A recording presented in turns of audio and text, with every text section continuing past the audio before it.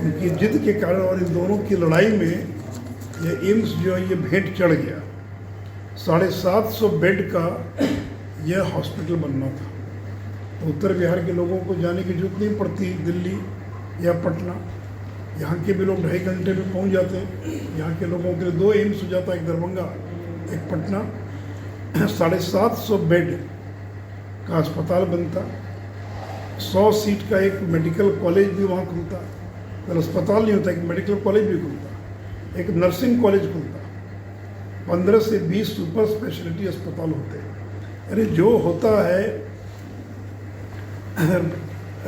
AIIMS के अंदर 2500 मरीज प्रतिदिन वहाँ पर ओपीडी में जाकर अपना इलाज करा सकते थे। तो आज 5 साल से ज़्यादा हो गया और नीतीश कुमार के अहंकार की भेंट चढ़ गया इनकी आपसी लड़ाई के कारण। वो यह योजना अब तो जब तक बिहार में सरकार नहीं बनेगी हम लोग की, तब तक एम्स यहाँ पर नहीं बन पाएगा। और एक चीज़ और बता दें कि पूरे देश में 2 ही जगह दूसरा एम्स बन रहा है, एक कश्मीर और दूसरा बिहार। भारत सरकार की नीति की एक राज्य में केवल एक एम्स देंगे। यूपी में भी एक ही एम्स है, 2 एम्स नहीं बना। कश्मीर की विशेष स्थिति को देखते हुए एक कश्मीर के इलाके में, एक जम्मू के इलाके में 2 एम्स की स्वीकृति दी गई। और बिहार के अंदर हम लोगों ने जाकर आग्रह किया था प्रधानमंत्री जी से, अरुण जेटली जी से, तो उन्होंने विशेष परिस्थिति में पटना के अलावा दूसरा एम्स जो है और घोषित किया। लेकिन वो एम्स नीतीश कुमार के कारण जो रद्द हो गया ना, जमीन रद्द हो गया। तो बिहार सरकार जमीन ही नहीं देगी, दूसरी जगह जमीन देना रुका रहे। आज भी बयान आ रहा अखबार में कि मैं तो गया था, मैंने देखा बहुत अच्छी जगह है, मुझे तो समझ में नहीं आ रहा है कि क्यों रिजेक्ट कर दिया। पूरी रिपोर्ट पढ़ी ना, ये रिपोर्ट है, उनके पास भी रिपोर्ट है, मेरे पास भी रिपोर्ट है। और जिस रिपोर्ट में ये कहता है कि 151 एकड़ ये जमीन है, the proposed land is low lying area, निचली जमीन है, 7 मीटर डाउन है from the approach road. 7 metre का मतलब होता है लगभग 19-20 फीट जो है। और फिर आगे ये भी कहता है कि कई जगह जो है 30 फीट का गड्ढा है। तो बताइए ना कि ये कोई गंगा नदी में ज़मीन दे दीजिए, दियर में ज़मीन निकला हो, तो ज़मीन दे दीजिए, कहीं के साथ बनाइए वहाँ पर। तो इसलिए मित्रों, ये नीतीश कुमार और इन राजद जदयू के आपसी झगड़े में और ये मामला अटक गया। उसी प्रकार पूर्णिया एयरपोर्ट था, 4 साल विलंब कर दिया जमीन देने में। अब जाकर समझौता हुआ है। अभी अगर 4 साल पहले वही जमीन उपलब्ध करा दिया होता तो पूर्णिया एयरपोर्ट भी बनकर तैयार हो गया होता। तो इसलिए मित्रों, ये नीतीश कुमार की जो सरकार है, ये अहंकार में डूबी हुई सरकार है और ये नहीं चाहती कि नरेंद्र मोदी को कोई श्रेय मिले। इसलिए ऐसी कोई योजना जिसमें नरेंद्र मोदी को श्रेय मिलने की संभावना है, उसमें पतीला लगा दो, उसमें व्यवधान पैदा करो। इसलिए सड़क की भी 2 दर्जन से ज़्यादा योजना अटकी हुई है। केंद्र पैसा देने की तैयार है, लेकिन सड़क के लिए जो ज़मीन चाहिए बिहार सरकार ज़मीन नहीं दे रही है। तो इसलिए मुझे लगा कि उत्तर बिहार के लिए बहुत बड़ी चीज़ थी, इम्पोर्टेंट चीज़ थी, इसलिए मैं आपके सामने इसका उल्लेख दे दिया है मंत्री पद से, क्या इसको किस रूप में मानते हैं? देखिए, मुझे नहीं मालूम है कि संतोष मांझी ने क्यों इस्तीफा दिया है। मैंने तो टीवी पर उनका जो बयान था वही देखा कि दबाव डाला जा रहा था विलय करने के लिए। 23 तारीख को और विपक्षी एकता की बैठक हुई और ठीक विपक्षी एकता के पहले संतोष मांझी का इस्तीफा देना, उसका मतलब कि ये बैठक फ्लॉप हो गई पहले ही। जो इस बैठक पर शुरू से ग्रहण लगा हुआ, पहले 13 तारीख की बैठक थी। और अभी 13 तारीख की बैठक आपने अपने मन से थोड़ी तय की थी। आप तो गए थे मिलने के लिए खड़गे साहब से, राहुल गांधी से, उनकी सहमति से आपने डेट तय किया। और उसके बाद बारी बारी से लोगों ने कह दिया कि हम नहीं आ पाएंगे, हम नहीं आ पाएंगे, और वो बैठक स्थगित हो गई। फिर 23 की बैठक का डेट तय हुआ। और 23 की बैठक का जो डेट था वह इस बैठक के अंदर, परसों भी मैंने कहा था कि मायावती कहाँ रही, केसीआर कहाँ रहे, नवीन पटनायक कहाँ रहे, वहीसा रेड्डी कहाँ रहे, और बंगाल में रोज हिंसा का दौर चालू हो गया, कांग्रेस के वर्कर की हत्या हो रही है।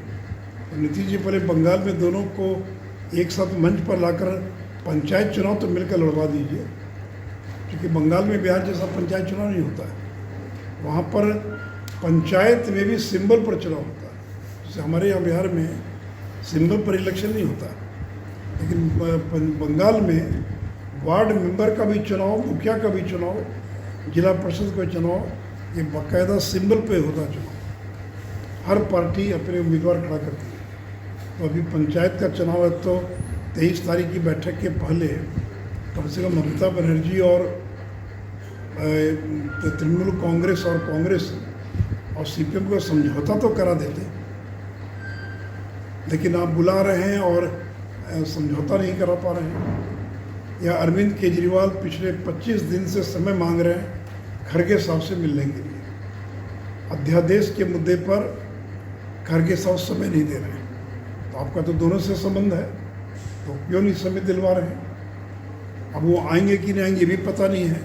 राहुल गांधी के बगल में बैठेंगे कि नहीं बैठेंगे, अभी तक उनकी ओर से कोई बयान नहीं आया है अरविंद केजरीवाल की ओर से कि वो स्वयं मौजूद रहने वाले इस बैठक के अंदर।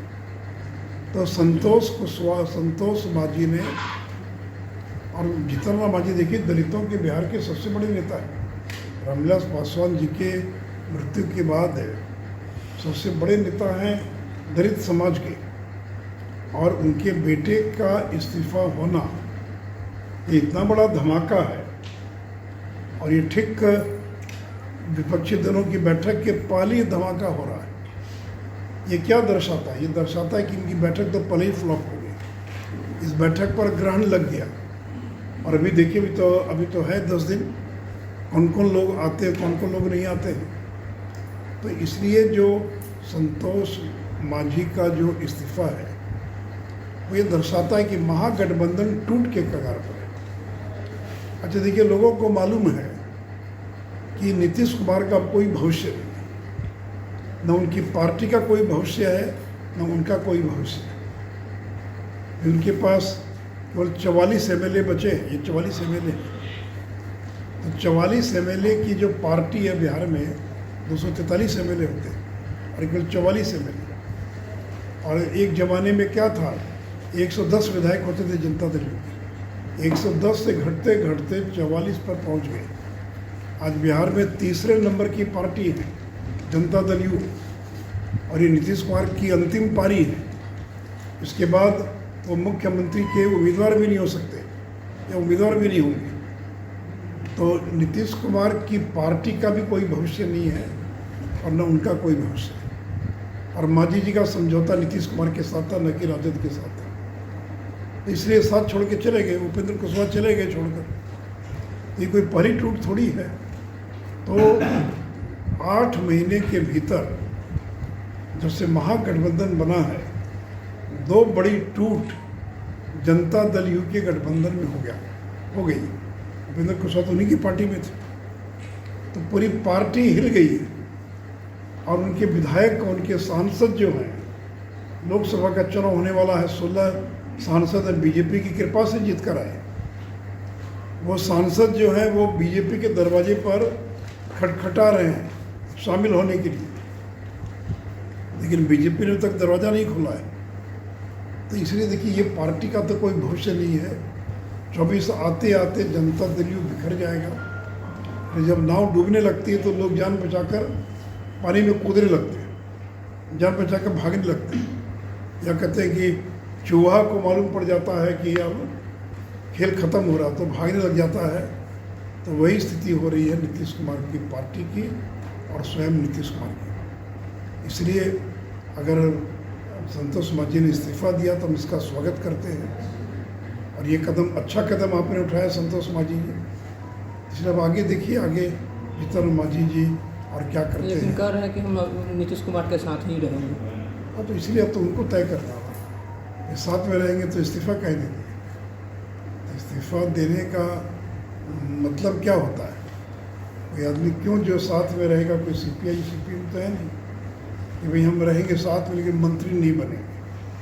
CPI CPM तो पहले दिन कह दिया माले ने कि हम समर्थन करेंगे बाहर से हम, लेकिन मंत्री नहीं बनेंगे। आप तो मंत्री थे, मतलब क्या बयान देते हैं वो महत्व की बात नहीं, सबसे बड़ी बात है। और इसलिए जब तुरंत मीटिंग हो रही है मुख्यमंत्री निवास में, दौड़े दौड़े तेजस्वी यादव गए, क्या हो गया, कैसे हो गया। और जो 23 आते थे और क्या क्या खेल होगा देखिए। तो 23 में 12 दिन बाकी है और क्या क्या होता है, तो थोड़ा इंतज़ार करना चाहिए, देखना चाहिए क्या क्या